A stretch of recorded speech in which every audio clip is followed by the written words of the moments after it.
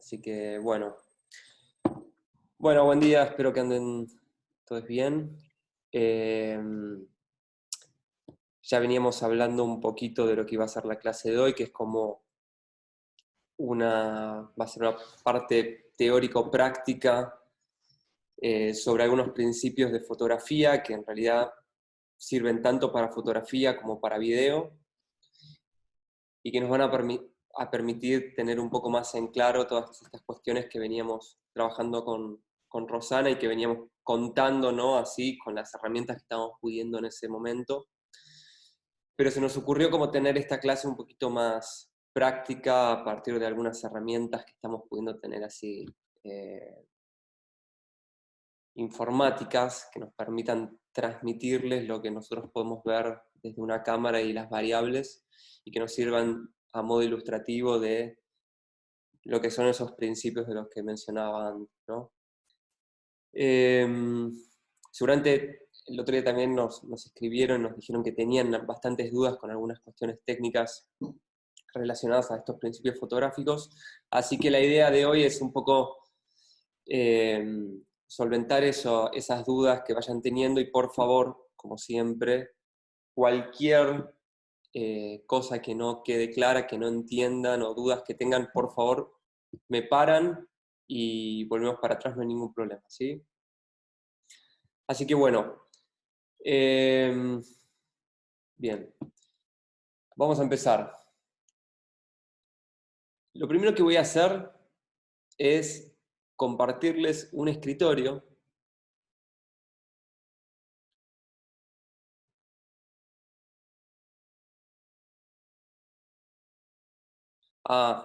Guille, me tenés que dar autorización para que pueda compartir escritorio. Ahí va.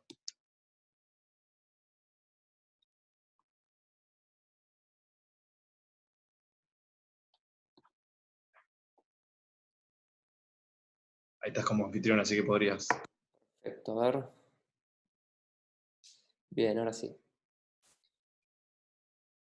Bueno. ¿Están viendo? ¿Qué están viendo? Están viendo el otro lado, digamos, de mi living. ¿Sí? A ver, esperen porque se me minimizó el zoom. Quiero ver cómo hago para agrandarlo un poquito.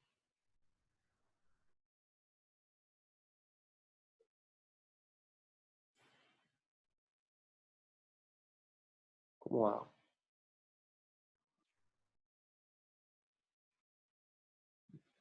Es que lo que no veo ahora es el chat. Yo te lo continúo leyendo, si querés. Bueno, dale, por favor, dale. Bueno, ahí ven mi puntero. Sí. Bien. Sí. Bueno, acá lo que hice fue armar un súper improvisado set con algunos modelitos que acá los podrán ver. Voy a hacerle foco. ¿Sí? Ahora tenemos algunos muñequitos que me quedaron de la infancia. Va, de la infancia tardía en realidad, porque todavía los sigo teniendo y a la vista. Y con un fondo que se encuentra de estos modelitos a unos 2 metros aproximadamente. ¿Sí? Bueno, ya que conocen una parte de mi taller, les voy a mostrar así plano, no es el único que tiene juguetes, y después pueden decir que Gonzalo también tiene juguetes igual que plano. De hecho tengo más, pero bueno, esta es una parte nomás, ¿no? Acá tengo, a ver, acá tengo unos proyectores de Super 8. Acá, si lo ven, este está desarmado porque les estoy armando un videíto. Yo suelo llevar a clase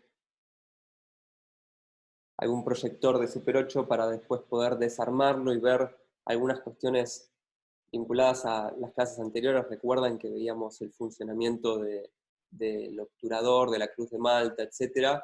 Y qué pasaba si nosotros pudiésemos de repente meterle mano y alterar alguna de las de los mecanismos que tiene el proyector adentro.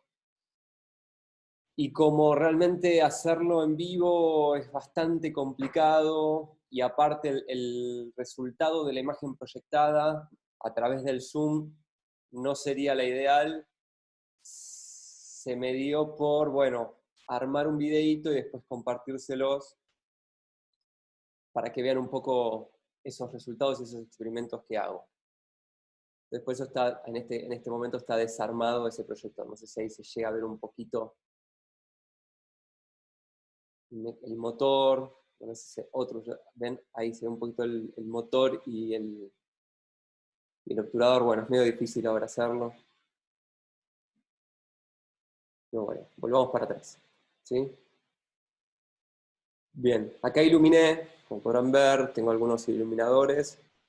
Este iluminador de acá lo que está haciendo es un poco tirarle luz al fondo para que no esté tan a oscuras y nosotros podamos despegar un poco, lo que se llama en la jerga, despegar un poco el fondo del plano principal, ¿sí? Y acá tenemos otro iluminador que está así directamente iluminando estos tres modelitos. Ahora bien,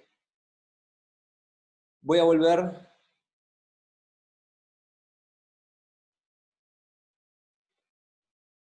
¿y cómo hago para volver? A ver. Esperen, ¿Volver a dónde, Gonza? Y necesito volver al otro escritorio. ¿Dejar de compartir? Sí, no ¿Podés? entiendo. Ah, acá arriba, acá arriba, acá arriba. Ok, acá arriba. Ahí va, listo. Ahí dejé de compartir. Bien. Entonces, primero vamos a hablar un poquito de la parte un poquito más dura y después vamos a ir a la parte de los ejemplos. Estuvimos hablando, sí, para el ejercicio de cronofotografía bastante de lo que es la velocidad de obturación de una cámara, ¿sí? Hablábamos de que esa velocidad de obturación está medida en fracción de segundos y simplemente nos va a indicar cuánto es la velocidad, esa fracción de segundos nos va a indicar cuál es la velocidad en que el obturador se abre y se cierra, ¿sí? Es decir, el tiempo en que ese obturador deja y no deja pasar luz, ¿sí? Si nosotros tenemos, yo ahora les voy a compartir, voy a volver a compartir, porque tengo algunos. A ver. Estás sin límite de tiempo, genial. Ah, perfecto.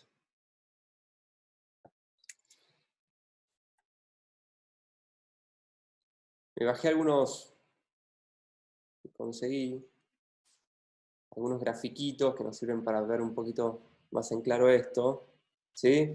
Acá tenemos un simple ejemplo de qué pasaría si modificamos esa velocidad, ¿sí? Si nosotros tenemos una velocidad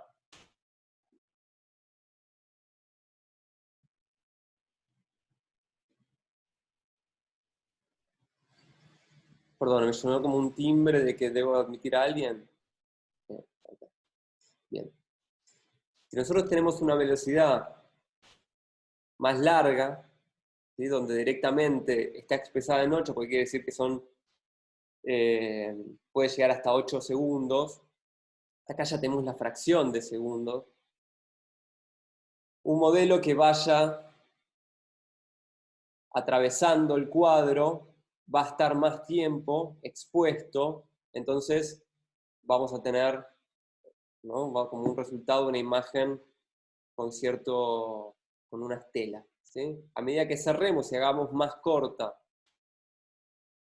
ese tiempo y la fracción sea mayor, con un ratio mayor, vamos a poder capturar un instante más preciso, ¿sí? Esto ya lo vimos la semana pasada y ahora después vamos a ver qué pasa con eso cuando lo pongamos en práctica.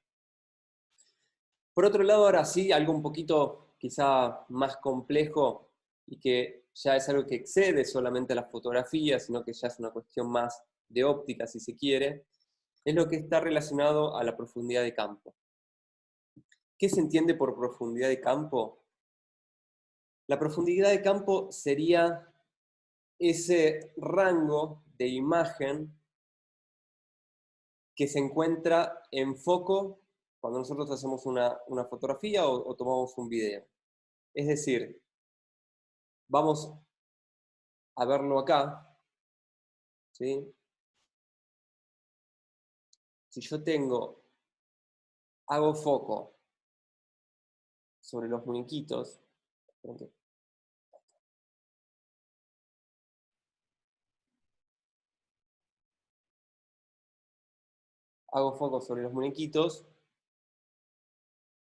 ¿qué es lo que vemos en foco acá? Bueno, lo respondo yo porque es bastante obvio, ¿no? Artudito es el único elemento prácticamente que se encuentra en foco acá. Cuando nosotros vemos acá a Rafael y a Miguel Ángelo, tenemos dos elementos que no están comprendidos dentro del foco. Sin embargo, uno podría pensar que acá, ¿no?, se encuentra un pequeño rango que sigue estando en foco, que podría seguir estando en foco, y acá lo mismo, ¿sí? Es decir, hay un espacio, hay una zona del cuadro que va a estar en foco de acuerdo a las variables que tengo ahora seteadas en la cámara que ahora vamos a ver, ¿sí?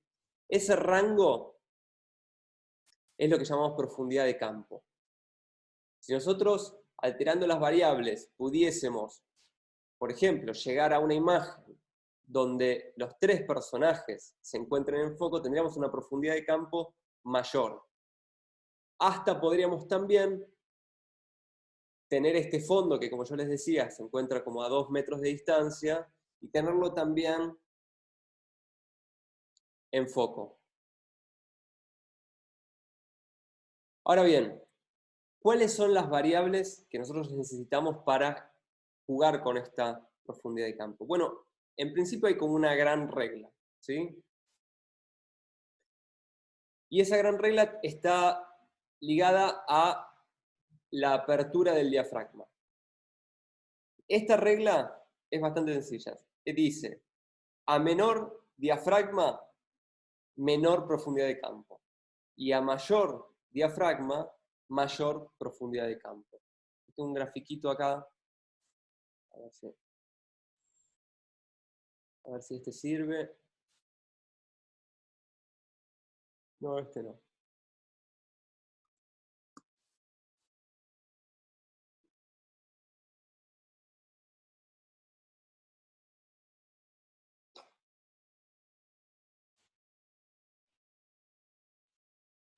Bueno, esto nos va a servir para hablar de otra cosita. A ver.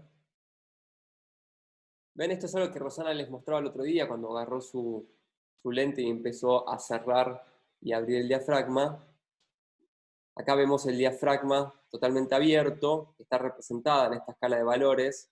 Siempre la escala de valores está representada con el F. El F vendría a ser el diafragma. Es bastante complicado entender la nomenclatura, no me voy a meter con eso.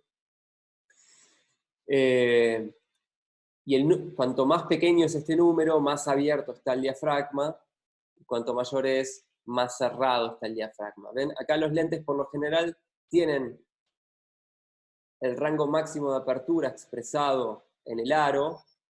De esa manera uno se da cuenta hasta qué luminosidad puede llegar el diafragma. Por lo general, los diafragmas que comprendan un número menor acá, los lentes que comprenden un número menor acá son por lo generalmente más caros, ¿no? Porque son lentes más luminosos, más complejos también. Para mayor luminosidad también, bueno, hay una cuestión de cristalería ahí que se pone en juego, que tiene que ver con la calidad de los cristales, la cantidad de los cristales, etc. También obviamente eso va a variar de acuerdo a qué tipo de lente uno tenga, ¿no? No es lo mismo tener un lente zoom que un lente normal, que un lente tele, ¿no? Y eso se expresa con esto, ¿sí? Este lente, por ejemplo, es un 85 milímetros. Si nosotros nos vamos, por ejemplo, a un lente de 200 milímetros, ya estamos hablando de un lente, ¿cómo se dice? Tele, ¿sí? Ahora bien, entonces, así veríamos nosotros, sí. ¿Puedo acotar algo ahí por Sí, la claro. duda? Sí. Los lentes se dividen en fijos o zoom. El fijo es un lente que solo tiene una distancia, o sea, es un angular, solo para cosas como grandes, panorámicas, supongo. Y el zoom es uno que combina distintos lentes. Eso es como para ver, cuando él dice un angular, un tele, se está refiriendo a lentes fijos, y un zoom es uno que combina estas posibilidades. Y por lo general un lente fijo tiene mayor calidad que un zoom, porque tienen que hacer menos combinaciones de ópticas. Bien. Bueno, ¿qué pasa con la difracción de la luz al ingresar por el diafragma? ¿Sí? La luz, como ya sabemos, se emite, ¿no?, a partir de ondas que son rectilíneas. Cuando nosotros tenemos el diafragma más cerrado, al ingresar la luz a través del diafragma, esta se va a dispersar, ¿no? Acá está representado con curvas, quizás no sé si es lo ideal, pero se va a dispersar de esta forma. Si nosotros tuviésemos un diafragma más abierto, estas luces entrarían, ¿no?, menos dispersas.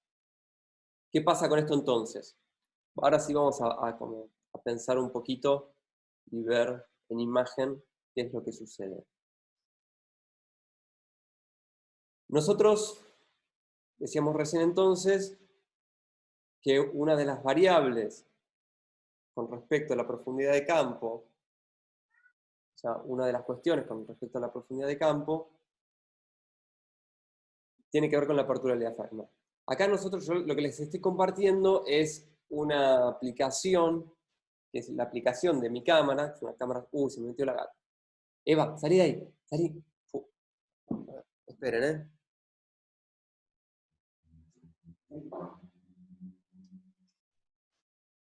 Bueno.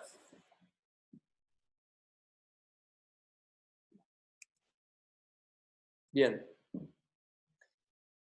Esta aplicación lo que me permite a mí es controlar todas las variables de la cámara en este panel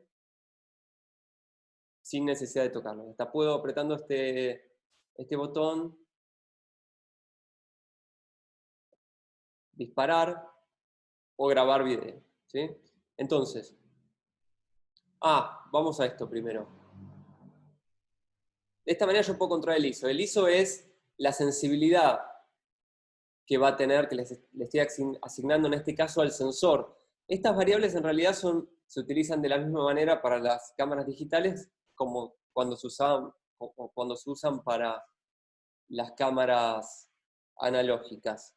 Pero la forma de representarlo sigue siendo la misma. Acá en realidad le estamos asignando el valor ISO al sensor de la cámara, y si estuviéramos hablando de fotografía analógica, se lo estaríamos asignando a la película. La película ya viene con una sensibilidad. Entonces nosotros podemos, cuando ingresamos la película, respetar la sensibilidad de la película, por ejemplo, que sea de 400 asas. Ahora, bueno, por ejemplo, que sea de 400 asas, o podemos, por ejemplo, jugar y subexponer esas asas y lo podemos asignarle a la cámara que interprete la película como si fuese de 200 asas, o para arriba también, ¿sí? Entonces, nada, esas son variables que terminan con un resultado estético nomás. Bueno, voy a tener que encerrar un poquito, porque si no vamos a poder.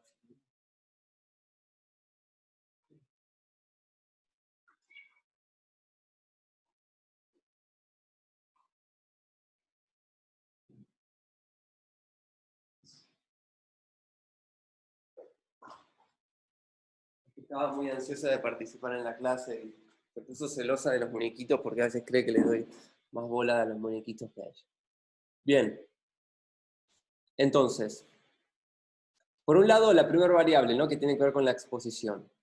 Fíjense como si yo bajo las asas, bajo el ISO, mejor dicho, estamos hablando de ISO, no de ASA acá en fotografía digital, ¿no? Vamos a tener una imagen más oscura.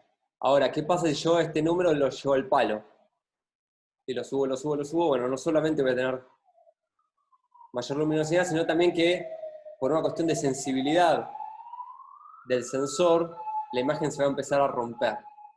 ¿Sí? ¿Qué quiere decir romper? Vamos a empezar a ver como un arratonado acá, ¿no?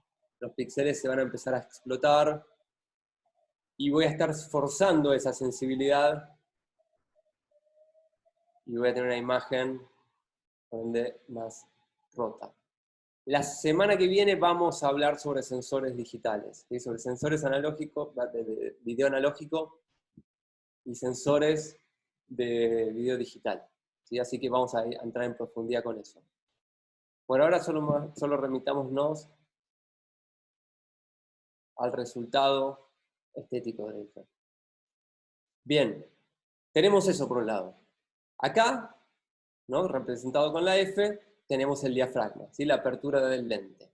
La apertura del diafragma, del lente, ¿sí? En este caso, el lente que estoy usando solo me permite ir hasta un 4. ¿Sí? Lo máximo que tengo es 4. Pero uno podría pensar que es un diafragma que no es del todo abierto, pero en este tipo de lentes más modernos, la luminosidad sigue siendo bastante buena, y aparte en este caso es un lente Sony que es zoom, es decir, que comprende un rango bastante angular, de 18 hasta 105 milímetros, y la particularidad que tiene este lente es que cuando yo estoy en 18, o sea, lo llevo para atrás totalmente a 18 milímetros, puedo mantener ese máximo de diafragma en 4, y si lo llevo para adelante de todo, también puedo mantenerlo en 4. Eso quiere decir que está en todo ese rango, puedo llegar a tener la misma apertura, como máximo. Por lo general, algunos lentes zoom, cuando no son de tan buena calidad, o son alguna línea baja, por ejemplo de Canon, de Minolta, que tienen líneas bajas más económicas, el problema que tienen esos lentes es que cuando uno los tira para atrás, es decir, para el valor menor, en este caso de este lente, si fuese 18 milímetros, podría tener esa apertura máxima de 4, de lo que indique el lente, pero cuando uno lo tira para adelante, ¿sí? Ahí está tirado todo para adelante. Esto sería todo para atrás. Yo podría ahí tener, en esos lentes que les estoy comentando, podría tener un máximo de apertura, pero cuando lo tiro para adelante, va bajando ese máximo, ¿sí? Eso tiene que ver con cómo se reacomodan los lentes adentro del mismo, todas las lentillas que tiene el lente. Ahí descubrí cómo poner el chat. Bien, todas las lentillas que están comprendidas adentro del lente se reacomodan y, como yo les decía, como son de menor calidad, no llegan a permitir un diafragma tan abierto cuando este lente está tirado para adelante.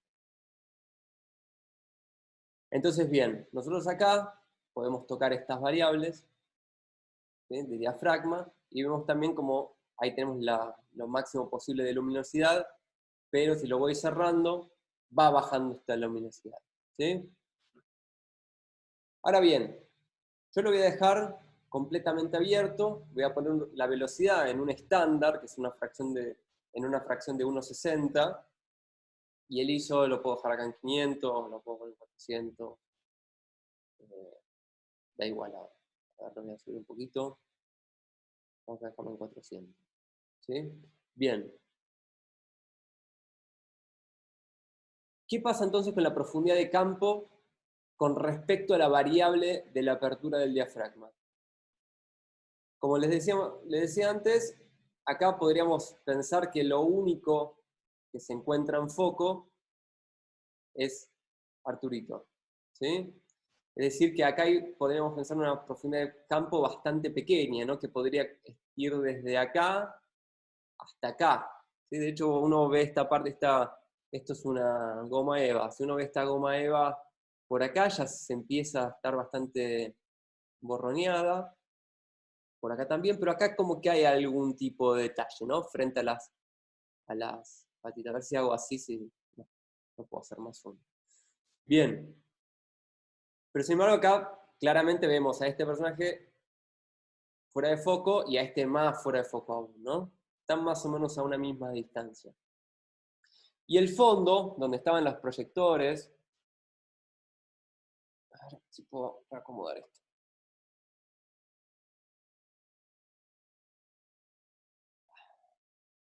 y el fondo está completamente fuera de foco, ¿sí? Entonces, ¿qué pasa? Vamos a hacer una prueba. ¿Qué pasa si yo cierro el diafragma ahora hacia el otro lado, al tope, 22, ese es el número más cerrado que me permite la cámara, y compenso esa falta de luz con, por ejemplo, aumentando la velocidad de la película, es decir, el tiempo que estaría la película expuesta, ¿sí?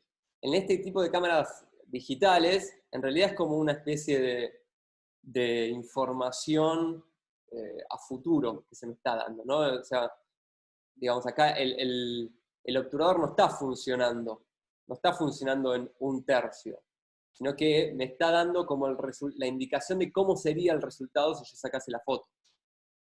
Si nosotros estuviésemos hablando de fotografía analógica, no podríamos ver ese resultado hasta que revelemos la película, ¿sí?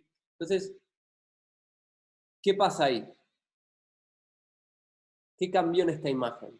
Yo voy a cerrar un poquitito más. ¿Quién me puede decir qué cambió en esta imagen? El Arturito sigue estando en el mismo foco que le hicimos. ¿Puede ser que se agrande el foco, el campo de foco? No. El campo, la profundidad de campo, Sí, sí. bien, exactamente, ¿no? Ahora tenemos una profundidad de campo mayor.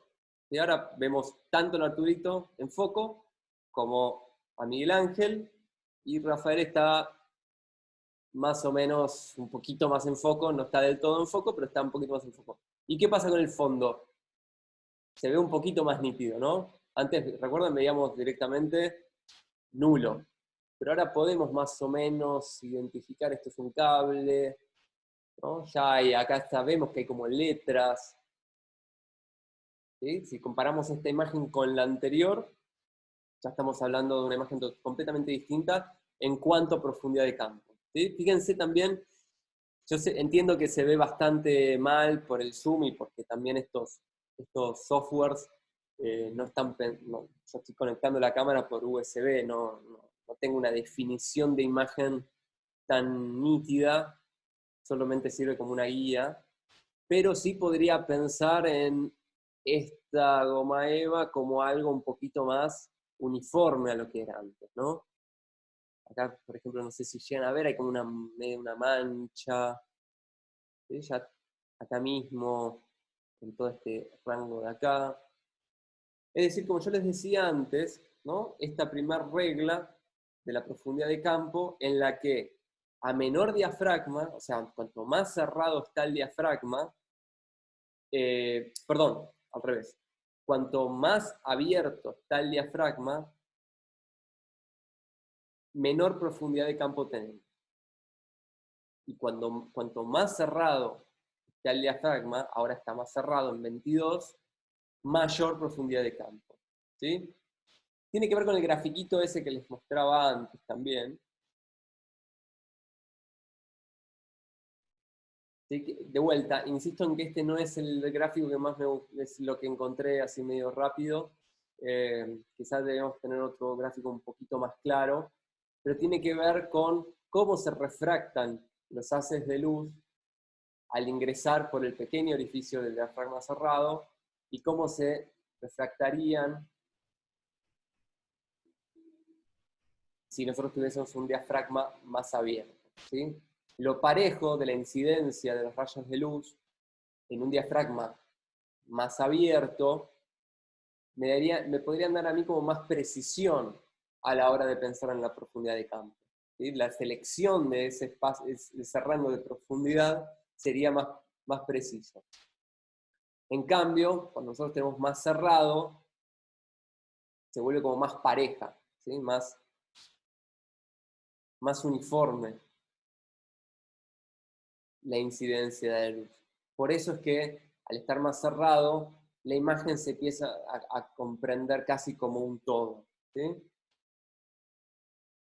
Bien, hay otras variables con respecto. ¿Alguna pregunta hasta acá? ¿Se ve claro el ejemplo?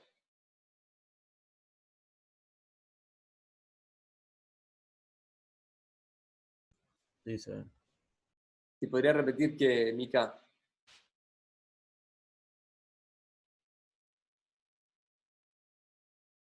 Técnicamente lo que hice, bien.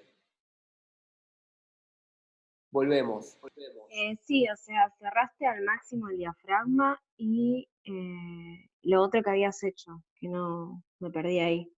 Ok, acá en este caso, donde nosotros tenemos una profundidad de campo mayor, es decir, que el rango que entra en foco es más largo que el del anterior, nosotros para lograr eso necesitamos tener un diafragma más cerrado. Si yo abro el diafragma, es decir, le asigno un número menor, ¿sí? No solo voy a tener más luz, esa luz la compenso ahora con la velocidad, ¿sí?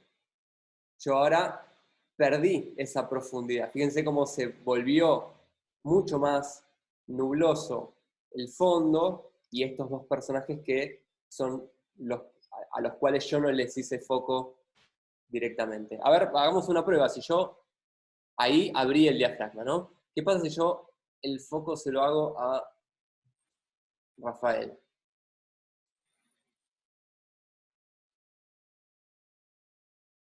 Ahí va. Ahí le hice el foco a Rafael. Moví un poquito la cámara, no es lo correcto mover la cámara, sí, para hacer el foco. Pero ahora fíjense cómo Rafael es lo único que está comprendido en el foco, y ya Arturito quedó fuera de foco, y ni hablar de Miguel Ángel. ¿Sí? Tampoco hablar del fondo. ¿Sí? Fíjense que ahora de vuelta, al estar más abierto el diafragma, volvimos a tener una profundidad de campo menor. ¿Qué pasa si yo ahora que dejé el foco sobre Rafael, cierro el diafragma? Me estoy yendo de extremo a extremo, ¿no? Obviamente acá hay un mundo de variables. Yo estoy yendo de lo más abierto a lo más cerrado. Perdón. ¿Qué pasa si yo... ¿Sí? Ahora cerré el diafragma, compensé con la velocidad, con el tiempo de duración, y ahora sí, fíjense cómo Arturito ya está igual de foco que Rafael, y Miguel Ángel medio que también. Y el fondo ya no es esa nube indescriptible que veíamos antes, ¿no? Sino que ahora vemos un poco más de imagen, ¿sí? Es decir, aumenté la profundidad de campo. Estas mismas variables son las variables que yo tengo en mi cámara. Si tocase, las puedo tocar desde la cámara también. Pero obviamente para mostrárselos a ustedes es mucho más práctico de esta manera. Mica, ¿te quedó claro ahora? Sí, sí, perfecto, gracias. Bueno, avancemos. La segunda variable con respecto a este juego de profundidad de campo tiene que ver con la distancia al plano de enfoque. ¿Sí? También hay como una reglita, podríamos pensar una reglita, que es que a menor distancia al sujeto, es decir, a los personajes estos, menor profundidad de campo. Y a mayor distancia al sujeto, mayor profundidad de campo. ¿Sí? A ver, ¿qué quiere decir esto de la distancia? Bueno, básicamente a la distancia que se ubica el lente del sujeto. Si yo tengo un lente zoom que lo llevo para delante de todo, ahí estoy haciendo foco. Si yo tengo un lente zoom que lo llevo para delante de todo, voy a poner un rango intermedio acá, para en 11.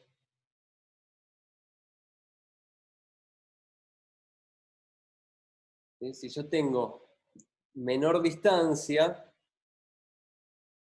también voy a tener, por una cuestión también de óptica, que el lente está tirado hacia adelante y todas las funciones de ópticas del lente están focalizadas, ¿no? Están haciendo hincapié sobre un objeto determinado, Eso también quiere decir que todo lo que está por detrás y por delante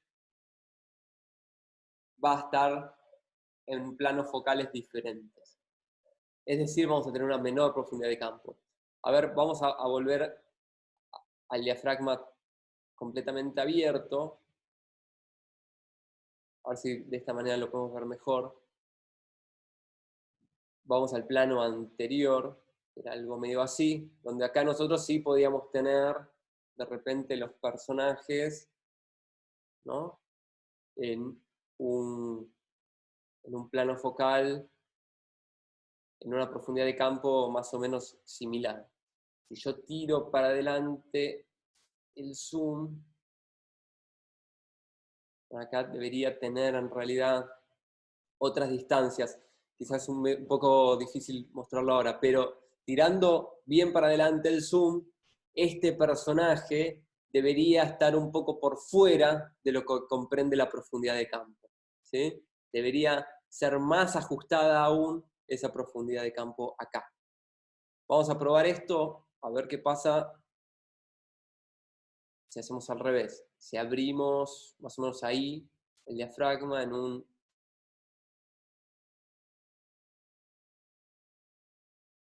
8.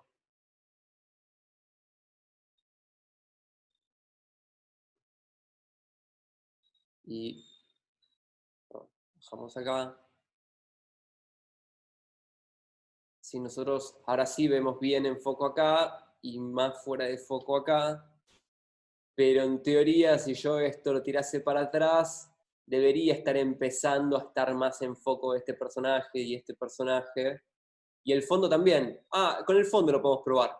Fíjense cómo cambia el fondo. Ustedes prestan atención a este fondo. Yo tiro para adelante el lente.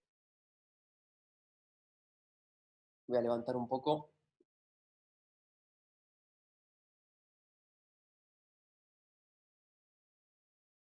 Tiro para adelante el lente y toda esta zona está bien por fuera del foco. Si yo tiro el lente para atrás, es decir, voy haciendo me estoy yendo hacia un angular, hacia un lente más angular, ahí ya empiezo, ¿no?, a tener mayor nitidez, tanto acá como acá. Y si me tiro bien para atrás, y ya tengo bastante nitidez. Recuerden que yo el foco no lo toqué, yo el foco lo hice sobre Arturito, ¿sí? Yo voy todo para adelante, lo único que se mantiene en foco es Arturito. Voy a ajustar el foco, a ver.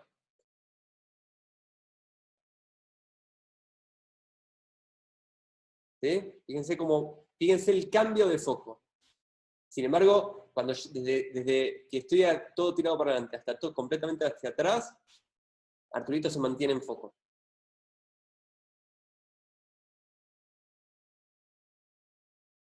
¿Sí? Hasta acá ya tengo medio foco. Medio que esto está en foco, acá esta manija está en foco, el enchufe. ¿Sí? ¿Pudieron ver esto? Sí. Bien, esa sería como la segunda variable con respecto, ¿no?, a la profundidad de campo. Entonces, como yo les decía, esa reglita, a menor distancia del sujeto Arturito, menor profundidad de campo. A mayor distancia al sujeto, mayor profundidad de campo.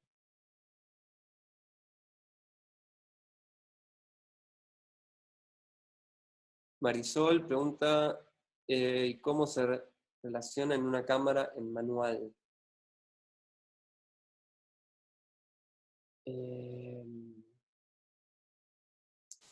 ¿Va a afectar al diafragma? No entiendo a qué te refieres con cámara en manual. Esta cámara está en manual.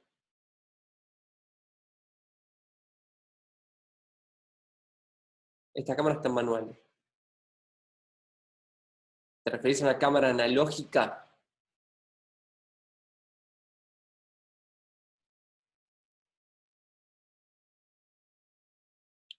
Marisol.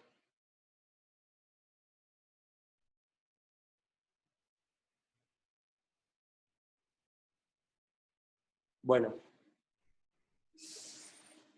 avancemos entonces. Cuando repensé la pregunta, y volvemos con eso. Bien.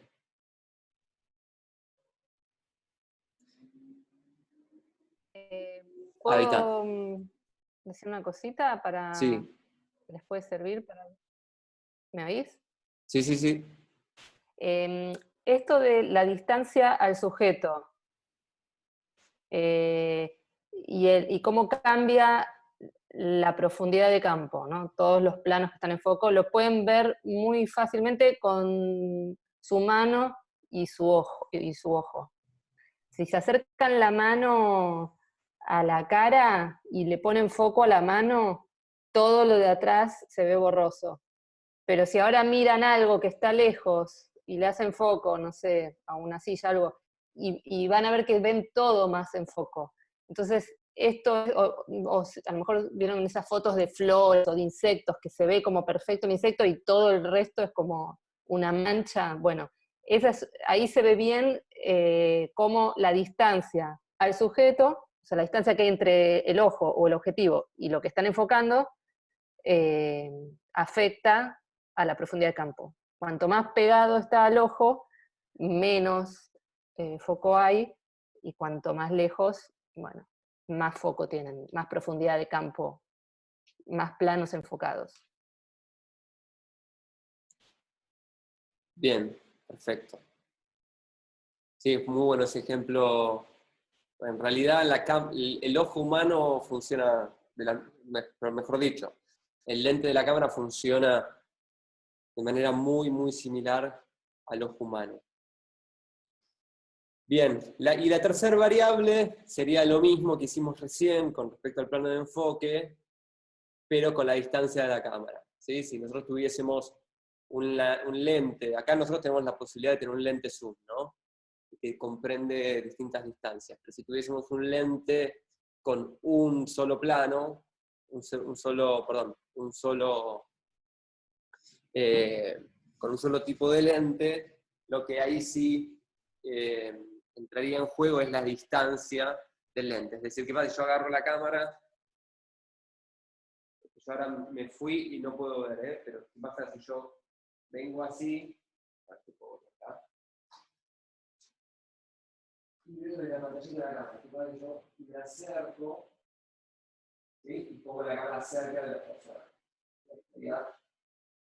Podría hacerle poco de vuelta y listo. ¿Sí? Nosotros estábamos en el mismo lente angular que estábamos recién, donde casi todo estaba comprendido dentro del foco. No toqué el lente sigue siendo el mismo, pero me acerco y me alejo de los personajes. Fíjense como que antes, cuando yo estaba lejos, estaba un foco, pero ahora voy perdiendo su foco. ¿Sí? Puedo intentar hacerle foco, no me da. Tenía que dejar la persona por acá para tener un foco. Y fíjense como el fondo ya se empieza a ir del foco. ¿Sí? Esto es por una cuestión ya más física de contacto, de acercamiento directo con el objetivo. Bien.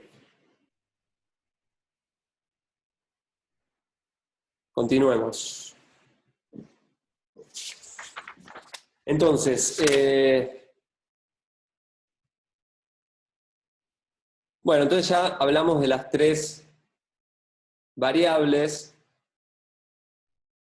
cuando hablamos de profundidad de campo, ¿sí? Repasemos. La apertura del diafragma, fue lo primero que hicimos, la distancia focal del lente, que es lo que acabamos de hacer recién, y la distancia del plano de enfoque, ¿sí? El tema de la velocidad, como yo les decía, es un tema bastante, es más impreciso acá en fotografía digital, porque, o sea, más preciso en realidad en fotografía digital, porque en realidad lo que yo estoy viendo es como el resultado de cuando yo tome la fotografía. En fotografía analógica, el tema de la velocidad no va a estar más que en un supuesto que yo puedo imaginar por experiencia de saber cómo puede reaccionar una imagen de acuerdo a la velocidad que yo le asigne a la cámara, al obturador, cómo va a ser ese resultado. De hecho, hay algo como que también es medio como interesante que sucede en fotografía digital, quienes tengan alguna cámara reflex digital, quizás lo habrán notado, que es que si yo aumento la velocidad, ¿no? Voy a cerrar acá el diaph para que compensar la luz, y voy a hacer un poquito, perdón, el ISO para tener una imagen más clara. Fíjense lo que pasa si yo muevo la cámara. Ven que es casi cronofotográfico esto. Es como los personajes ya tienen una estela, ¿no? Uy, perdón, estoy poniendo patas. ¿No? O sea, la cámara acá me está dando la información de cómo sería una imagen si la cámara estuviese en ese momento obturando a la velocidad que yo le estoy indicando acá, que es la de 5 segundos. Y yo vuelvo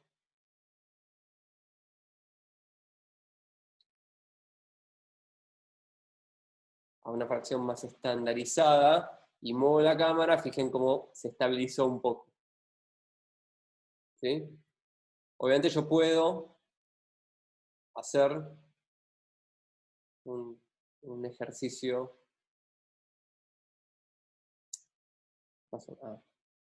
Fue auto. Como el ejercicio de cronofotografía, o bajar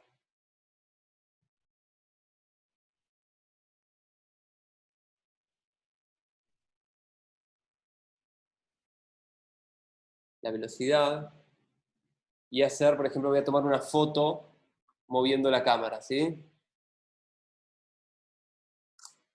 Ahí saqué una foto. Y a ver si puedo mostrarles cómo...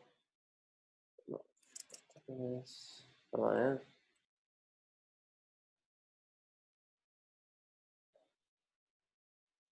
Voy a ver dónde fue para esa foto que acabo de sacar.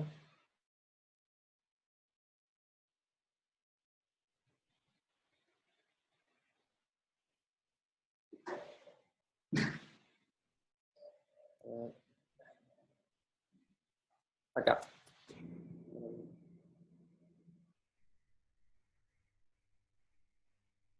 La foto que acabo de sacar.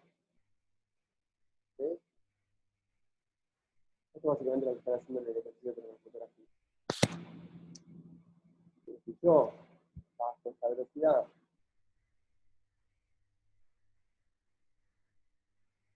subo la velocidad,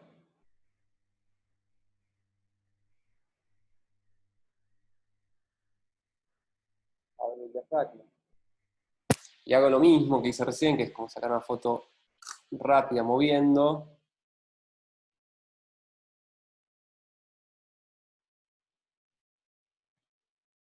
Tenemos una foto movida, porque deberíamos buscarle el punto justo, pero menos movida que la anterior, ¿sí? Esta es la que sacamos antes, esta es la que saqué recién. Bien.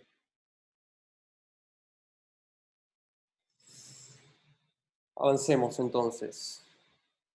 Después hay otra variable en las cámaras digitales, que ya no tiene que ver con la profundidad de campo, es algo que en las cámaras analógicas no sucede, sucede más que nada en una instancia de postproducción, si se quiere, una instancia de revelado, que es lo que tiene que ver con el balance de blancos. ¿Sí? Seguramente habrán notado que muchas de las cámaras tienen como presets de balance de blanco. Eso quiere decir que la cámara, uno le puede asignar a la cámara lo que para uno es el blanco. ¿Sí? Nosotros, por ejemplo, acá, si pensamos en Arturito, que es bastante blanquito, ¿no? Para nosotros esto es un blanco, pero obviamente tenemos distintas gamas dentro del blanco. Acá nosotros la cámara la tengo seteada en un automático. Si yo le pongo un preset, ¿no? De luz diurna. Fíjense cómo ahí se anaranjó la imagen. Acá tengo otro preset que la lleva más aún hacia los naranjas. Fíjense que este blanco ya deja de ser tan blanco. Es decir, le estoy asignando el valor de blanco, de color de tono de blanco, de acuerdo al preset.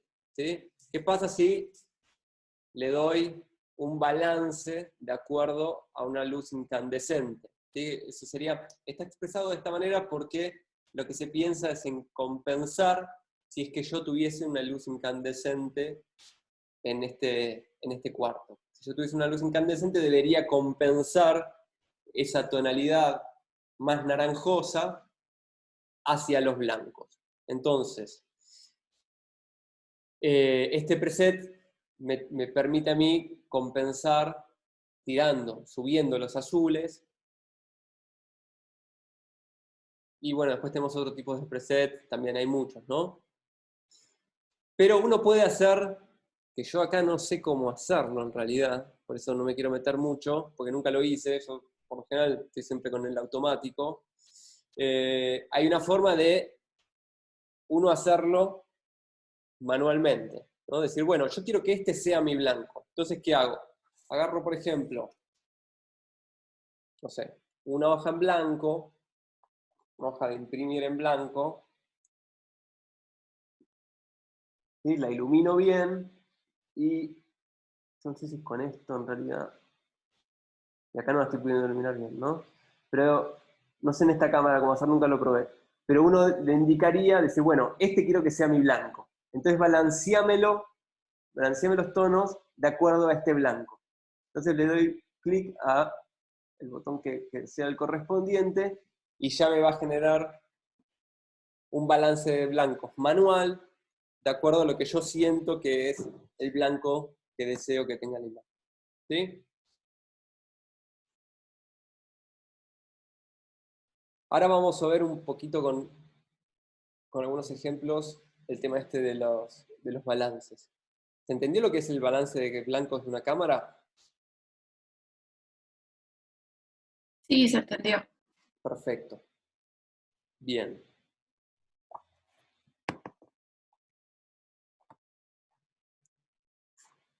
Bueno. Ahora sí me gustaría que vayamos a ver. Espera, Gonza, estoy Sí. explicando un poco por el chat, por si querés vos repasarlo, los Decime. lentes. Estaban preguntando Sí. un poco qué es un angular, porque yo resumí ahí que para la profundidad de campo los tres modos de controlarlo serían con el diafragma, con la distancia al sujeto y con el tipo de lente, ¿no? Y con el tipo de lente, perfecto. Sí. El angular te da más, entra todo más a la vista y te da más profundidad de campo, y un tele, como hacer la foto de un futbolista o de algo que está muy lejos, te achica ese ángulo y te desenfoca todo el resto. Pero entonces me estaban preguntando qué era el angular, entonces ahí estoy tratando de explicar, entonces para no desconcentrar un poco, si querés vos ahí dar Sí, fíjense, miren, acá, este lente zoom que yo tengo, o sea, si yo lo llevo hacia lo más angular posible, ¿sí? Sería una imagen como esta, donde fíjense cómo, por ejemplo, todas estas líneas de acá, esta línea de acá, a ver si puedo mover esta luz un segundo y se ve mejor esa columna.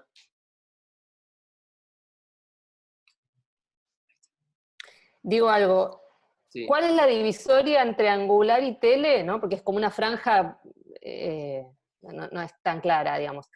Hay un lente que se le llama normal, que hasta ahora no lo nombramos, Sí. que en fotografía por lo general se le dice que es el lente de 50 milímetros. Sí. ¿Y por qué se le dice normal? Porque se parece o intenta parecerse al ángulo de vista nuestro, humano, ¿no? Que nosotros tenemos como un ángulo que vemos, en realidad parece que vemos 180, pero no enfocamos mucho, ¿no? Entonces hay como un ángulo más angosto, como si se dijera de 45 grados, que se le acerca al 50, que se toma como ángulo normal. Sí. O sea, Acá, todo lo que abre más, como estaría ahora, poné vos un normal ahí, entonces sí, sí, a ver, así que un 50, 50. ahí está en 50. ¿Sí? Bueno, entonces eso sería un ángulo de vista que se parece al normal. Cuando uno abre más, se refiere a abre angular, Abro angular. y el número de lente va, claro, entonces el nombre de esos lentes que se expresa en milímetros, porque es una distancia, que después lo explicaremos más técnicamente,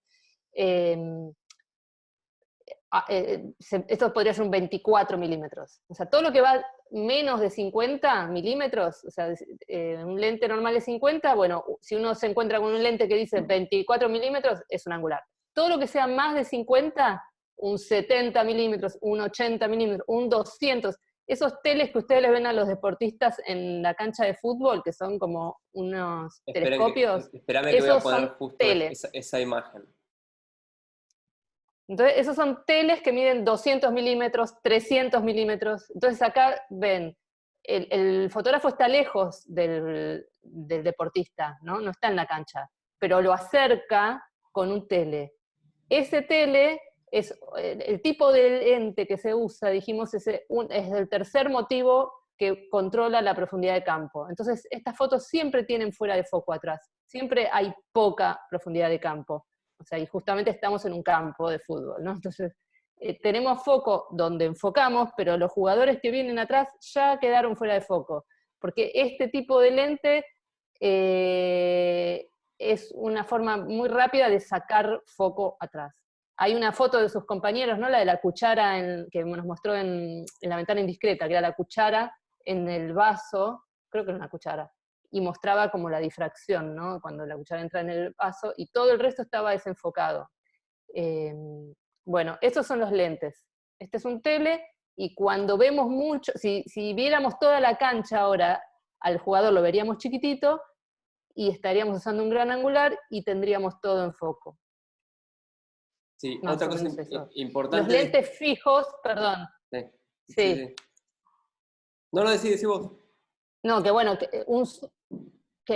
cuando decíamos lentes fijos, sería el tele, sería un lente que es este solo, por eso andan con tantas cámaras los fotógrafos cuando los ven los deportistas, porque en uno tienen el tele, que es este, y no pueden andar cambiando de lente rápido porque se les pasa la jugada. Entonces tienen otra cámara al lado con un lente fijo también, o con un zoom más abierto, un angular. Y el zoom es el que combina, puede pasar desde un tele a un angular en un mismo lente. Bueno, nada más. Perfecto. Fíjense también algo propio de la imagen con un lente tele, es como de repente estos dos jugadores que vienen por detrás, que están fuera de ese plano focal, quizá están a 15, 20, 30 metros de donde están estos jugadores. Pero sin embargo, parece como que tienen la misma altura. ¿Sí? No hay una diferencia en la proporción de la altura de los jugadores que están en el plano focal de los que están, ¿no? Quizá 30 metros atrás. ¿No? La imagen de tele tiende también a empatar un poco en cuanto a proporción, perdón, la imagen más tele tiende a empatar un poco más en cuanto a proporción de los personajes, aquello que está en el foco de lo que está por detrás. Y si estuviese por delante, lo mismo también, ¿no? En cambio, cuando uno piensa en algo más angular, ya ahí la profundidad de distancia, la profundidad también de campo y los tamaños se vuelven un poco más, con rangos más altos. Por eso yo les quería mostrar acá, si tiro el lente lo más para atrás posible, acá estaría en un lente 18, que es lo máximo que me da mi cámara. Esto no es, yo estoy mirando lo mismo que está viendo la cámara, porque la tengo al lado mío, y sin embargo es mucho más acorde si yo tiro el lente a un 50, lo que yo veo que si lo estoy viendo con este lente 18. Y fíjense cómo, bueno, obviamente la profundidad de campo pasa a ser mayor, y como por ejemplo esta columna, ¿sí? Que yo la veo con mis ojos perfectamente derecha, acá ya la veo como con una pancita, ¿sí? Ya tiene como una curvita acá. ¿Sí? Y acá también, acá ya, ¿no? Se van curvando todo. Piensen en un extremo de gran angular, el ojo de pez. Seguramente han visto imágenes sacadas con lente ojo de pez, ¿no? Donde la imagen es bien así, bien angulosa y bien deformada. Eso es un extremo de gran angular. ¿Sí? Entonces, cuando nosotros tenemos un ojo de pez, podemos tener un campo de visión mayor, pero para que todo eso esté comprendido en ese campo de visión, lo que termina pasando es que se empiezan a deformar, ¿no? Las líneas de la imagen. Si yo me saco con un ojo de pez una foto, una selfie bien de cerca, y me voy a tener tipo nariz más tipo de payaso, y voy a tener como los ángulos de la cara bastante deformados en relación a cómo veo con mis ojos, ¿sí? Cuanto yo más tengo un lente tele, tiendo a ver todos esos ángulos más achatados, ¿sí? Por ende, si yo hago, es que necesitaría tirar la cámara bien para atrás para tirar ¿sí? Acá perdería esa curvita de la que le hablaba, que hago foco. Esa curvita de las que yo le hablaba de la columna, acá la empiezo a perder. Y bueno, es medio difícil verlo de esta manera, pero bueno, es así. Bien. Bien, si no hay ninguna pregunta con respecto a esto, avanzamos. A Les mí lo que muestro una con ojo de pez. Dale. Para que vean. O pasámela, haz una cosa, pasámela a mí por WhatsApp, si lo tenés abierto. Dale. Sí, ahí te mando. Mirá cómo se... Dijiste, ¿no? Que el ojo de pez era el angular, el lente angular más extremo que hay. Sí. Bien. Yo creo que a lo mejor un ejercicio para los que no saben de esto, donde puedan aplicar, hacer fotos, después lo pensamos, ¿no? Pero que puedan entrenar una misma foto sacada con angular, con normal, con tele. Después lo evaluamos.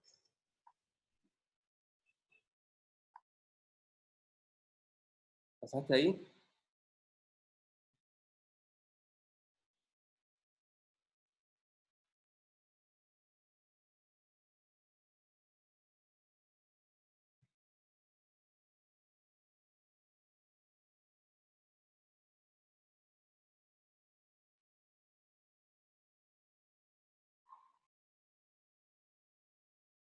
Ross, ¿me pasaste la imagen de ojo de pez? Puede ser que se haya ido. Bueno, no importa. Cuando vuelva, lo vemos. Bueno, lo que quiero hacer Perdón. ahora... Pensé que me escuchabas. No te escuchaba. Te estaba diciendo que como se me estaba colgando, que si querías que siguieras, y si no, ahí te la estoy mandando. Dale. Pero se me cuelga por eso. Perdón.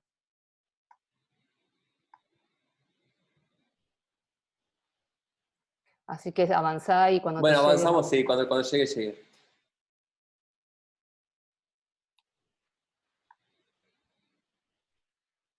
Bueno. Ahora bien, lo que quiero hacer ahora es, por ejemplo, saquemos una foto. Miren, una foto cualquiera, al azar. ¿Sí? Yo ahí saqué esta misma foto. Acá yo tengo un programa de edición de video, uno de los más conocidos, el Adobe Premiere. Me pareció como para esto lo más práctico de utilizar. Uno podría hacer esto perfectamente en un programa específico de corrección de color, o si solo van a trabajar con fotografía fija, hay programas para eso también. Esta es la foto que sacamos recién. La voy a volcar al programa.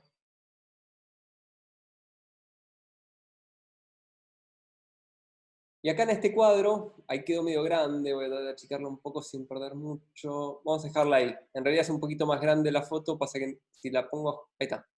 Le voy a agrandar un poco para que vean mejor. ¿Sí? Voy corriendo ahí. Ahí. Bien.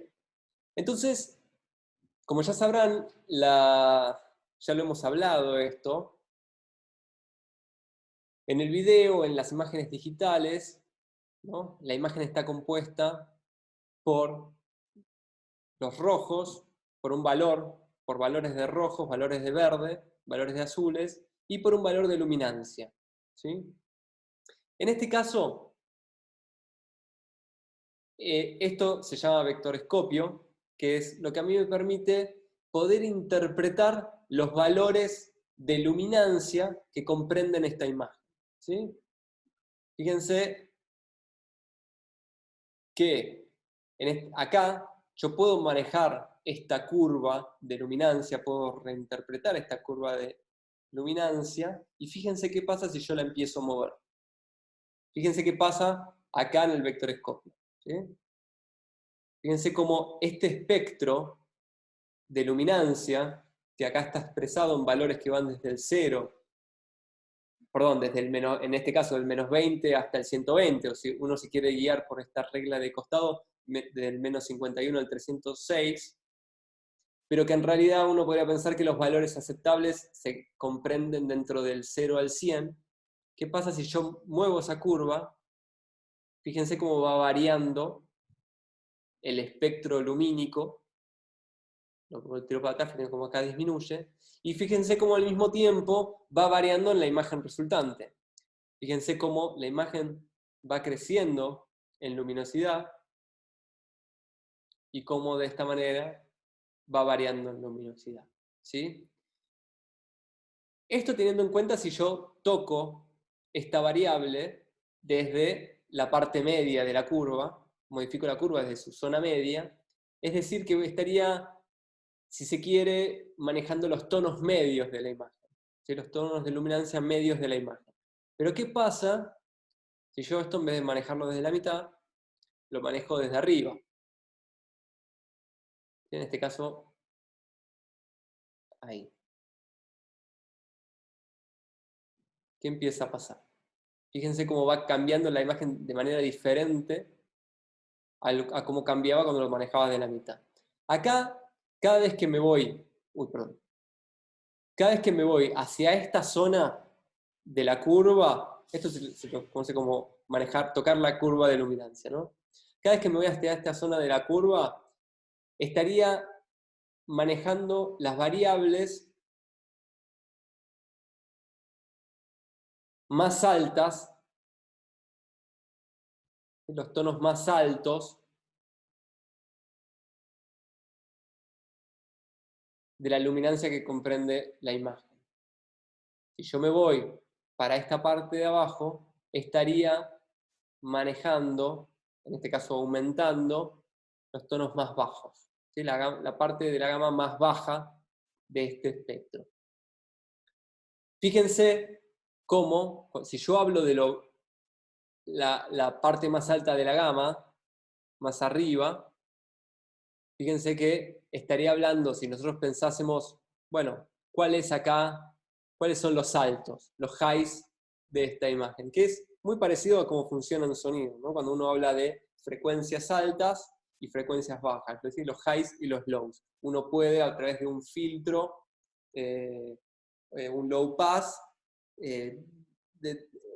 determinar que, o asignarle al filtro que filtree las frecuencias que van, no sé, desde 5.000 a 10.000 Hz, por decir algo.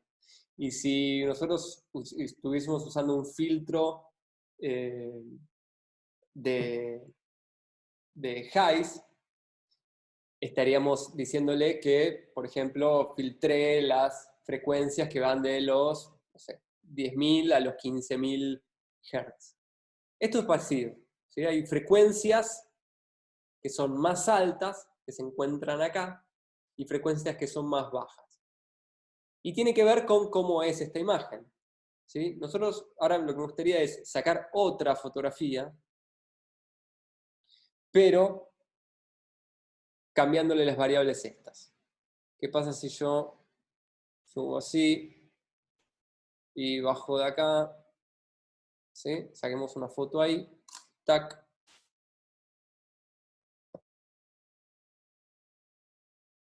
Y ahora paso esta foto, no, perdón, acá no, acá. Paso esta foto que saqué recién. Y vemos la diferencia de cómo es este rango de frecuencia lumínica en la primera foto, que la saqué, fíjense que la segunda es un poquito más clara, ¿sí? Lo que hice fue cerrarle el diafragma, subirle la luz, y fíjense cómo ahora es más lumínica en general esta luz, ¿no? Esta foto. Esta tenemos una luminosidad mayor, unos tonos altos, quizá más concentrados en algunos puntos, ¿sí? Acá podemos tener un tono que podríamos pensar que es acá, algunos highs acá que podríamos pensar que son acá, algún high acá que podríamos pensar que está por acá. ¿Sí? Esta frecuencia es bastante expresiva con relación a los lugares donde se encuentran los objetos. Entonces, si vamos a la otra imagen, fíjense cómo todo el espectro de frecuencias ha subido, ¿sí? Porque evidentemente estamos frente a una imagen mucho más lumínica, con unos highs bastante arriba acá, que están mucho más arriba acá que lo que están en esta otra imagen. ¿Y qué pasa si yo, por ejemplo, esos highs los bajo un poco, toda esta zona de media, trato de bajarla desde la parte media de la curva, y toda esta parte baja, que la parte baja sería lo que en la imagen tiende más a negro, ¿sí? Por ejemplo, esta es la parte baja. Lo más alto es lo blanco y lo más bajo es lo negro. Si yo esto negro todavía lo tiro más para abajo, fíjense cómo esos negros se profundizan y tengo una imagen más contrastada. Pero los highs se mantienen, ¿no? Fíjense, yo vuelvo para atrás los lows y presten atención al artudito. Fíjense cómo se mantiene, pero sin embargo los negros van bajando, ¿sí? Esto es el contraste, estoy modificándole básicamente el contraste. Y fíjense cómo acá, a ver, tratando de empatar este gráfico con este, y se va emparentando un poquito más. ¿No? Yo podría acá sacarle un poco de negro, subirle un poco los blancos, y ahí tendríamos un gráfico bastante más similar entre una y otra. Fíjense como la imagen resultante ya es más similar una con la otra con respecto a la original, y fíjense cómo la frecuencia también es bastante más parecida, ¿sí? Cuando uno tiene en un monitor de la casa o la tele y maneja el brillo y el contraste, ahí solamente podemos pensar que uno maneja, digamos, como esta línea en su totalidad. ¿Sí? Es como si uno estuviese corriendo esta línea de highs, lows y medios en su totalidad hacia acá o hacia abajo, y cuando uno maneja el brillo, lo mismo, ¿sí? Acá lo que nos permite esto, al igual que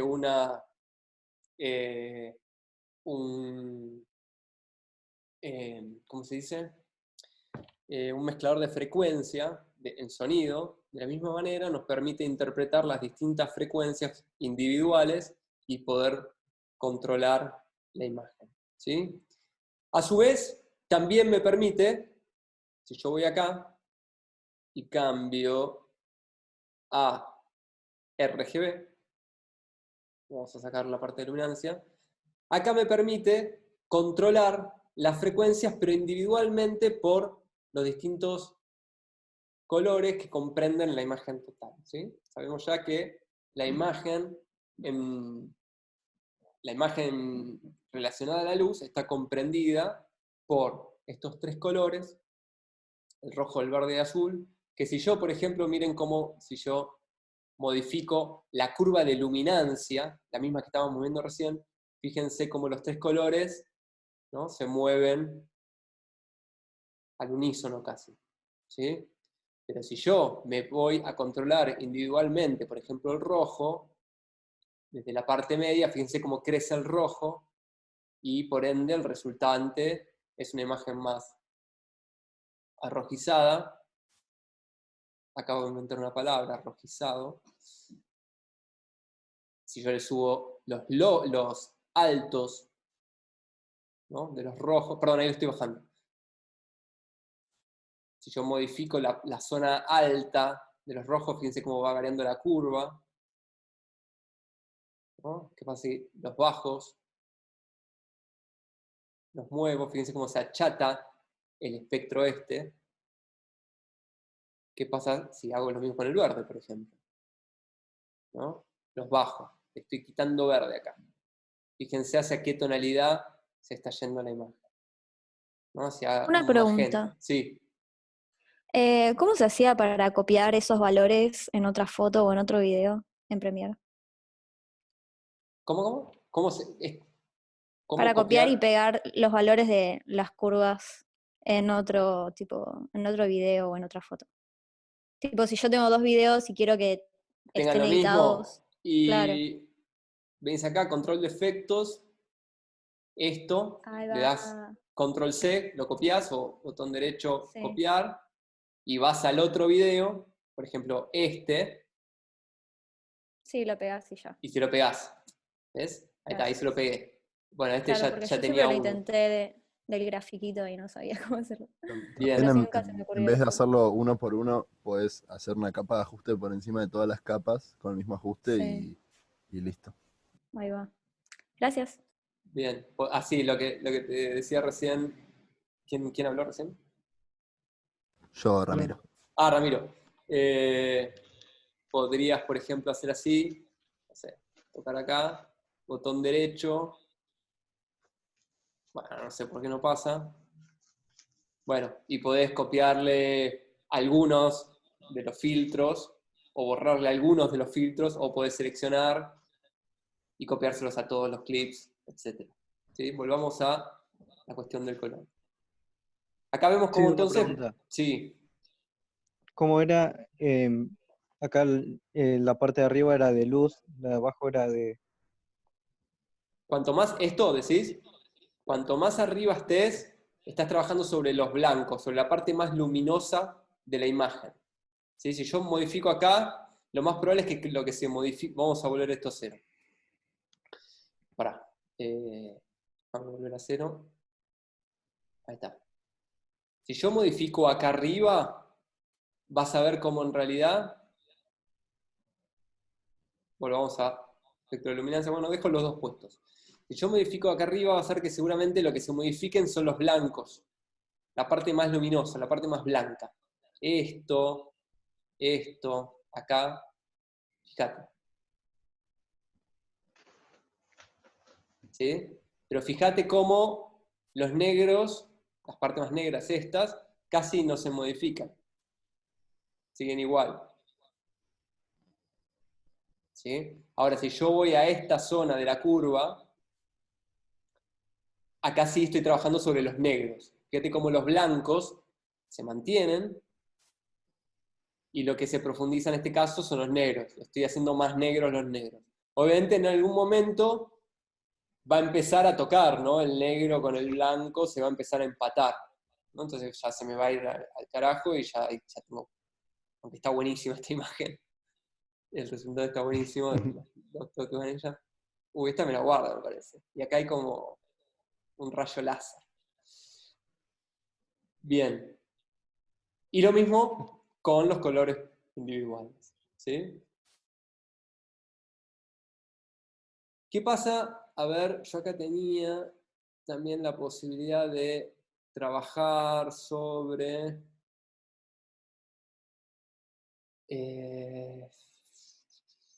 Deme un segundo, sobre...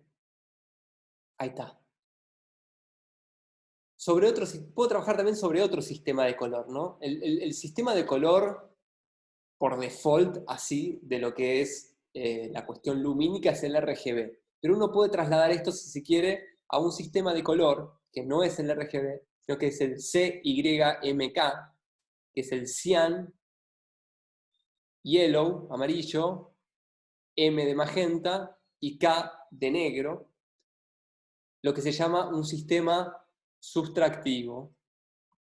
Y fíjense cómo, ahora les voy a explicar, bueno, voy a hacer eso primero. Voy a abrir esto. De hecho, si se acuerdan de la clase de Javi, él tiene el mismo aparato o sea, que está representado, bueno, ahora justo lo Claro, tengo. es como el vectorscopio, vectorscopio era Claro, algo eso es así, un ¿no? vectorscopio, pero digital. Sí. Eso igual no, lo que estábamos viendo antes. Esperen que... Ese. ¿Dónde quedó? A ver, ahí está. ¿Sí? Acá nosotros estamos trabajando sobre el sistema de color RGB, que se lo conoce como un sistema aditivo. ¿Por qué aditivo? Porque si nosotros sumamos los tres colores, llegamos a, o sea, si adicionamos los tres colores, llegamos a una totalidad, ¿sí? Una totalidad que es un blanco. Entonces nosotros ya, no sé, ¿la hicimos? No hicimos la prueba de qué pasa si proyectamos con 3 proyectores. Cuando teníamos las clases presenciales lo solíamos hacer con 3 proyectores de video, proyectar rojo, proyectar verde y proyectar azul y ponerlos uno encima del otro. Y lo que vamos a tener es la sumatoria, la adición de los 3 colores, es decir, un blanco. Nosotros nos podríamos trasladar a un sistema que, en el caso de la imagen, nos sirve para ser un poco más finos todavía en esto, que es el sistema CMYK. ¿Sí? Cian, magenta, amarillo y K de negro. ¿Sí? La K es por black, la última letra. No B, porque si no se podría confundir con el blue. Entonces se le hace la K al negro. En realidad este sistema es un sistema que se utiliza mucho en lo que es la imagen generada por pigmentos, es decir, las impresiones. Cuando ustedes abren sus impresoras, los cartuchos van a ser cian, magenta, amarillo y negro. Entonces muchas veces los diseñadores gráficos o la gente que trabaja que trabaja diseñando imagen que va a tener un fin de impresión por pigmentos, va a trabajar en este sistema. Si no, no va a trabajar en este sistema, sino en este. Y este en realidad se lo conoce como un sistema sustractivo. Si este decíamos que era aditivo porque la suma de todos llega al blanco, en este caso la suma de todos llega al negro. Entonces es como que la sumatoria sustrae la imagen. Sin embargo, esto es hilar un poco más fino, la sumatoria de los 3 no llega a un negro por completo, sino a un marrón bien oscuro. No se llega nunca a un negro completo. Por eso existe la K, el black. ¿Sí? Por eso las impresoras tienen por afuera de esto, cuando nosotros imprimimos solamente en negro, tenemos el cartucho de negro. No tenemos los 3 mezclados. Porque por sí solos, si quisiésemos mezclar, tendríamos un negro. ¿Nunca les pasó que a veces se queda sin tinta el negro y imprimen y de repente queda medio marronado en algunas impresoras? Algunas ni siquiera te lo permiten. Para algunas que te lo permitían, mezclaban los 3 y querían empatar un poco al negro y quedaban un marrón en realidad.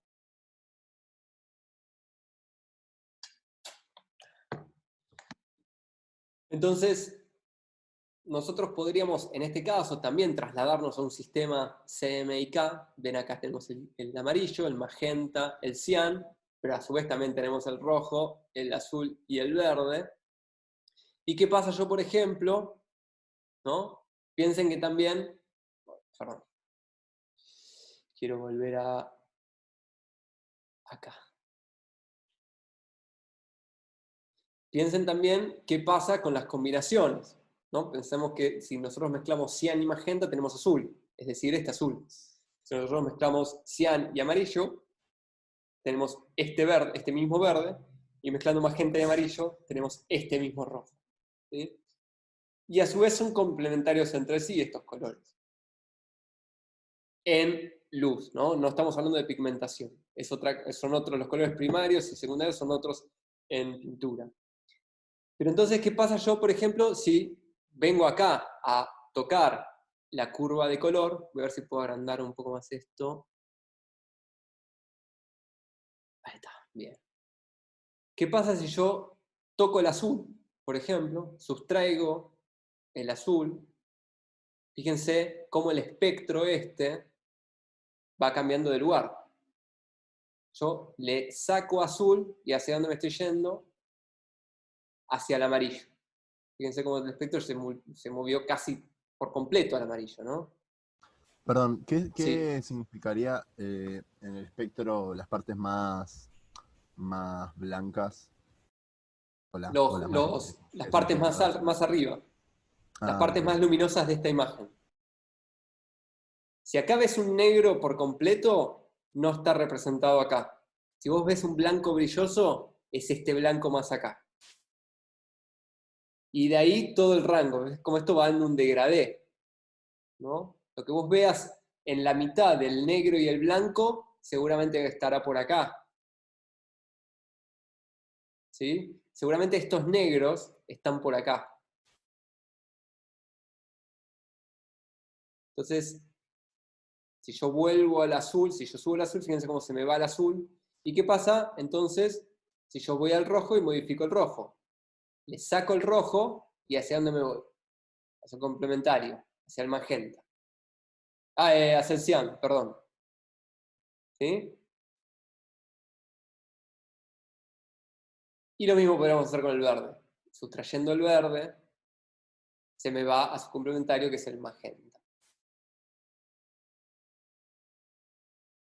Entonces, de esta manera, digo, mucha gente corrige color de fotografía o de película, utiliza estos sistemas sobre todo para estandarizar un poco la imagen resultante, porque, digamos, yo puedo tener un monitor, ¿no? Como muy profesional, muy caro, y guiarme en la corrección de color por lo que veo en el monitor, pero después eso se va a reproducir en una sala de cine, en una televisión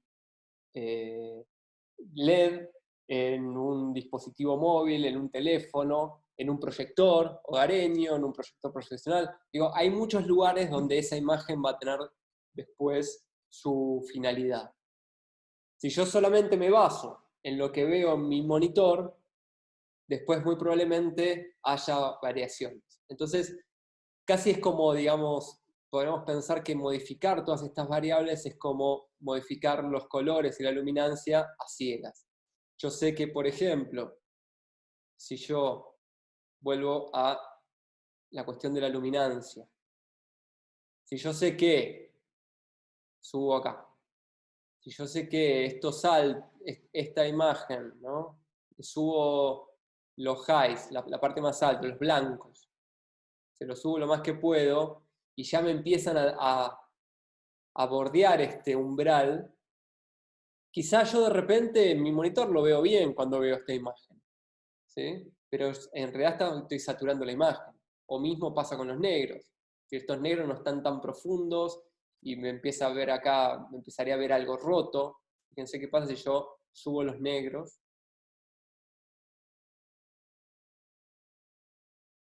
Bueno, acá me lo tira más tipo a blanco. Yo debería... O sea, me descontrasta la imagen. Pero yo puedo querer, por ejemplo, una imagen más contrastada, quiero que los negros sean menos profundos en mi resultado, y de repente yo hago así y veo, claro, esto está negro para mí acá donde lo veo, pero de repente lo proyecto en otro tipo de lugar y no veo esto, ¿no? Y acá veo imagen y no quería que se vea imagen. O se ve medio en una gama que no quiero. Entonces, digamos, estas herramientas nos sirven mucho para interpretar todas estas variables y llevarlos hacia lugares más estándares que nos sirvan para distintos fines, ¿no? Quiero también mostrar, no dejar de mostrar imagen en movimiento. ¿Sí? Yo acá... Ahora vamos con preguntas. Acá tengo una... ¿Qué pasó?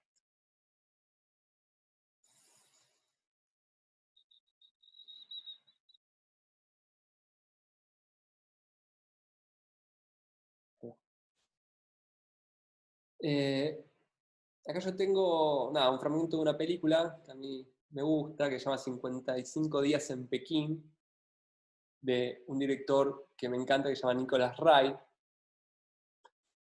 Es una película del año 55 que está filmada en el sistema Technicolor.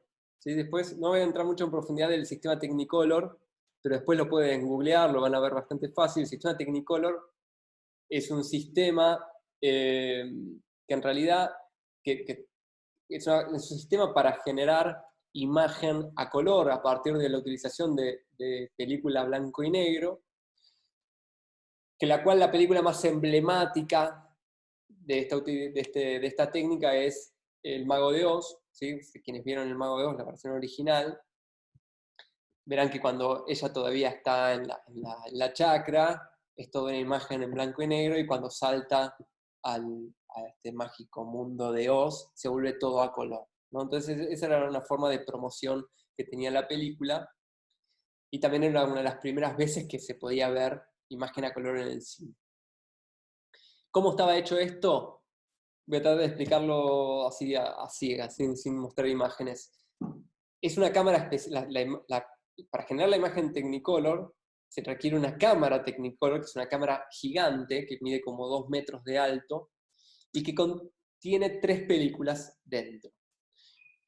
Cuando la imagen ingresa a través de la lente, hay un prisma que se ubica detrás de la lente que descompone la película en 3 colores, ¿sí? En lo que sería el rojo, el amarillo y el azul. Y cada una de esas imágenes descompuestas va para distintos lugares de la cámara, y en un lugar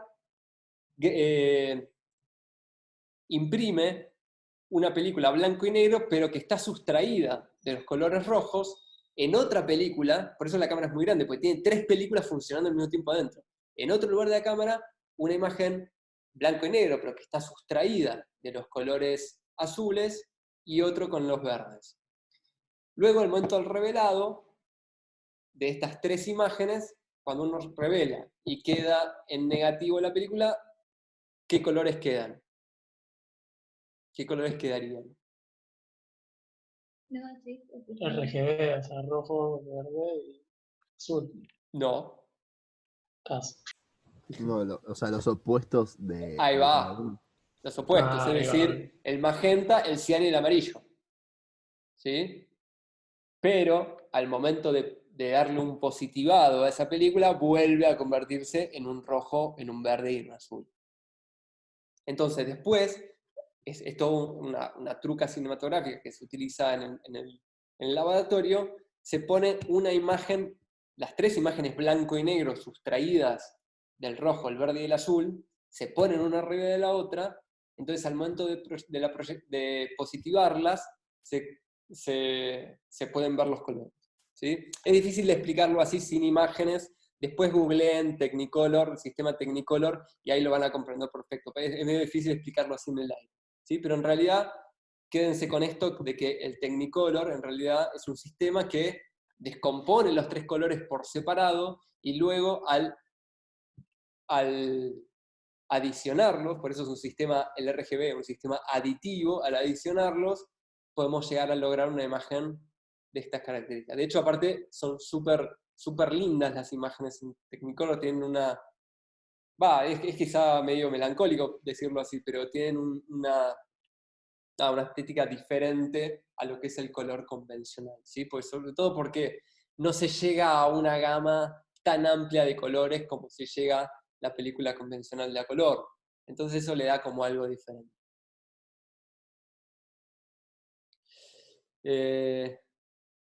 Ahí va, ahí pegó Ramiro. Gracias, Ramiro. Otro ejemplo interesante sobre esto es las películas en 3D anaglifo. No sé si vieron tipo como los anteojitos que son rojo y cian, como de que en un ojo tenés el rojo y el otro el cian, que eso es lo que, como son colores opuestos, vos como no, o sea, la imagen que ves en la pantalla está como duplicada y corrida, como, no sé si se acuerdan que en la clase pasada hablábamos también un poco de estereoscopía, pero como que son 2 imágenes superpuestas que están como desfasadas a la distancia que están los ojos, y entonces como con el ojo izquierdo que tenés el rojo, ves todo lo que es rojo, pero el cian, como es el opuesto, no lo ves, lo ves negro en realidad. Y en el otro ojo lo contrario, y ese desfase con colores opuestos hace que puedas verlo en 3D sobre una misma imagen. O sea, porque un ojo capta una cosa y el otro ojo capta la otra. Bueno, no sé si se entiende. Pero lo piola de eso es también entender que, igual que con rojo y cian, se podrían hacer los anteojos con verde y amarillo. Digo, perdón, con azul y amarillo o con verde y magenta. Sí, está perfecto. Lo que dice Aaron está perfecto. Y creo que tiene que ver con que en realidad hay unas técnicas previas al Technicolor de los años 30 en las cuales se utilizaba un sistema bastante parecido, pero solamente adicionando rojo y cian, sin azul. Rojo y cian verde, en realidad, era más un verde que un cian. Y el azul quedaba por afuera, ¿no? Todavía no se usaba en ese momento adicionar el azul. Entonces se lograba como una mezcla de colores sustraídas obviamente del azul, pero me parece que la convención de la utilización del rojo y el cian o el azul para los lentes 3D tienen que ver con eso un poco. Porque recordemos también que el 3D utilizado también con estos dos colores es algo que existe hace 80 años, ¿sí? Yo creo que les pasé el otro día una fotito del Sí, general con los espejitos. Bien, volvamos acá, ¿sí? Imagen en movimiento. ¿Qué pasa? Yo le doy play. No sé con qué fluidez lo van a ver, pero yo le doy play, ¿sí? Fíjense qué pasa entre el movimiento y qué pasa en el vectorescopio. ¿Qué pasa con el espectro este?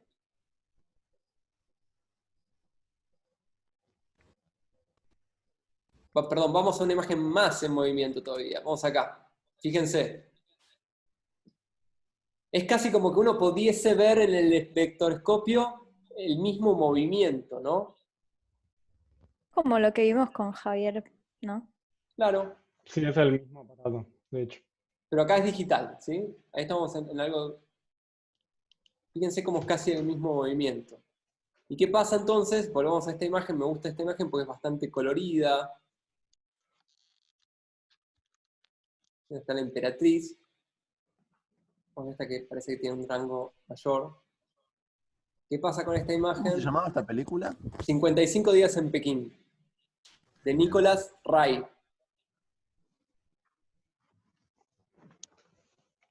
Fíjense, algo particular que tiene la película, pero que es una cuestión de época también, que es que los personajes que hacen de chinos, en realidad son occidentales. ¿Sí? Fíjense este personaje de acá, que hace como de chino, pero en verdad es uno con unos ojos bastante particulares y maquillado. Pero en esa época no se usaba usar chinos. Volvamos entonces a esta imagen. ¿Qué pasa entonces si yo la adiciono luminancia desde la parte media de la curva? Fíjense cómo el espectro se va modificando. Y si yo vuelvo al estado original, ¿qué pasa si, ¿no?, subo los blancos? Fíjense cómo esos blancos se van a ir quemando. Fíjense que acá, ¿no?, este abarrotamiento me va dando la indicación de que ya no puedo tirarlo más para arriba. Yo debería mantenerme siempre en un umbral más por acá, ¿sí?, donde ya no llegue a este 100.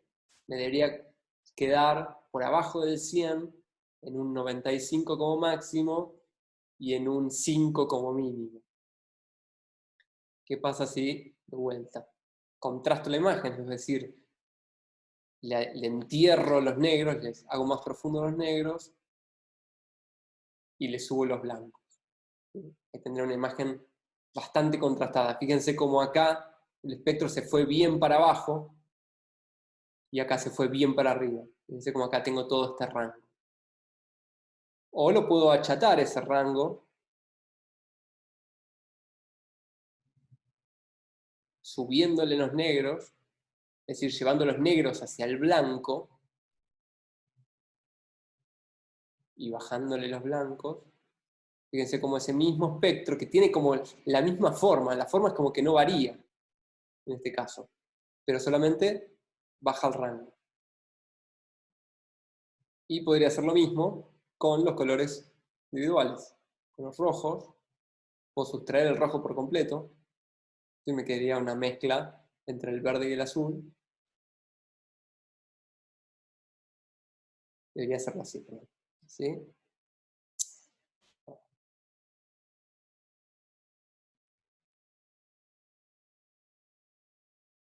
¿Sí? Ahí no tengo rojo directamente. Y acá llevo todo el rojo. Acá solamente tendría rojo. Y vemos qué pasa con los colores en movimiento.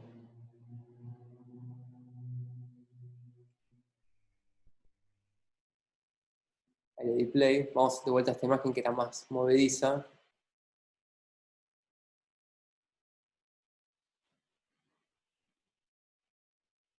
Perdón, este es un fragmento de imagen, porque si yo lo ajusto, la imagen ven como es bastante apaisada. ¿Recuerdan cuando yo les hablaba del CinemaScope, que es este sistema bastante apaisado? Pero bueno, yo para que vean bien la imagen la agrando. En realidad, fíjense cuánto nos estamos comiendo de costado. Vamos a darle play de vuelta. Y fíjense acá como el espectro también se va modificando. Yo, sin detener el play, puedo sustraer los azules. Jugar con esta curva, les puedo dar muchísimas formas. Puedo sumarle nodos, cada uno de estos es un nodo, es como un punto de referencia de donde yo voy a subir o bajar. Entonces de esta manera puedo controlar de una manera más precisa todos estos rangos que están comprendidos acá. Hago lo mismo con el verde.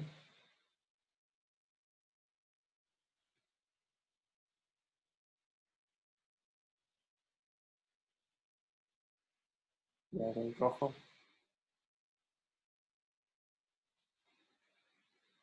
¿Sí? Quedó buenísimo ahí.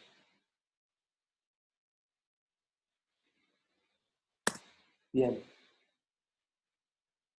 ¿Preguntas?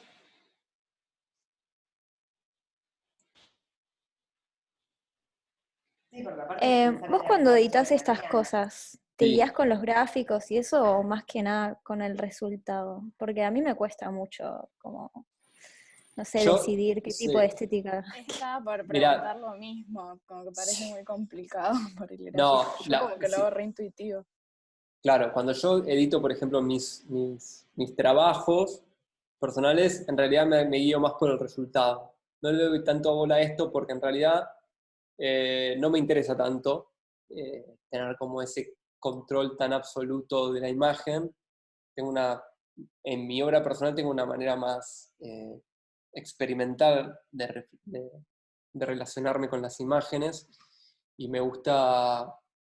Si bien hago a veces algunos trabajitos en mis trabajos, ¿no? Hago una corrección de color y todo eso, trato como no meterme tanto acá, porque tampoco tengo un monitor tan profesional que me permita trabajar bien cómodo con esto. O sea, le modifico estas cosas, pero trato de no hacerlo tanto, porque tampoco es a donde quiero ir yo personalmente con las obras que hago.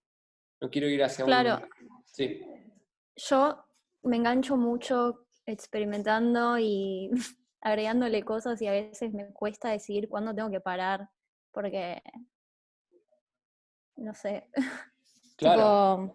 tipo, es como que le empiezo a cambiar un montón de cosas y me gusta el resultado, pero a veces no sé decidir bien, tipo, si es demasiado o no. Igual, obvio que depende de cada uno, es re Sí, personal, pero... y te digo otra cosa. Hoy en día también tenés acá, por ejemplo, miren, acá, corrección básica, acá ya tenés presets, ¿no? Hay presets, fíjense cómo se modifican. Tac, son presets que ya vienen con los programas estos, que ya te dan una corrección de color reseteada.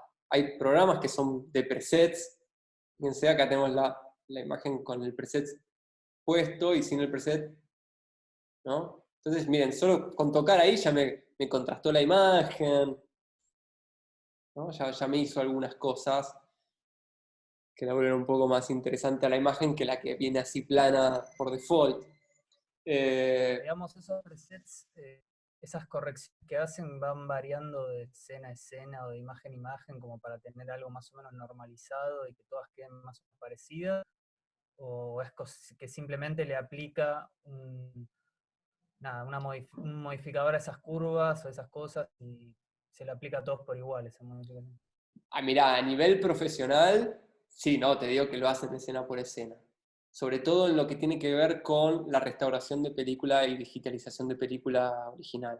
Esta película, en este caso 55 años en Pekín, como cualquier otra película que haya sido remasterizada, se ha escaneado, el film se ha escaneado y se ha incorporado a un proceso digital que implica la corrección de color también. En esa corrección de color muchas veces no solo corrigen el color, sino que también le borran, por ejemplo, acá pedacitos que pueden estar dañados de la película. De repente puede haber sido escaneado un pelo, ¿no? En la película, el medio del rollo tenía un pelo y apareció acá el pelo y quedó acá el pelo, entonces de manera digital lo corren. Entonces es como que se le presta atención a la imagen, digamos, a escena por escena. Seguramente también habrá casos donde se le tira un preset arriba y ya. Yo suelo hacer eso con mis cosas muchas veces. Tiro un preset arriba, chequeo que me guste y ya, ¿viste? No le doy tanta bola, la verdad.